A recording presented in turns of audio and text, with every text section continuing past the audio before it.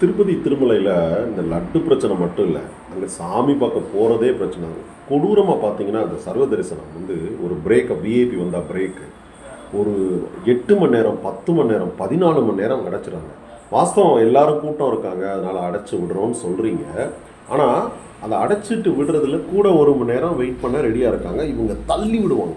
அதுதான் அப்படி தான் பார்க்கணும் சாமி அப்படின்னு. எல்லா தரிசனத்துலேயும் ஒரே ஒன்வே தான் போகிறதுக்கும் வர்றதுக்கும். அந்த வழியை வந்து பிரேக் கயிறு கட்டி உள்ளே பார்த்தீங்கன்னா குழந்தைங்கள்லாம் உள்ளே போகும்போது கை குழந்தைய தூக்கிட்டு கதறது கொடூரமாக இருக்குது. இதுக்கு ஒரு ஆப்ஷன் பண்ண முடியாது. அந்த கோவிலேருந்து வர்றது கோடிக்கணக்கான பணம்.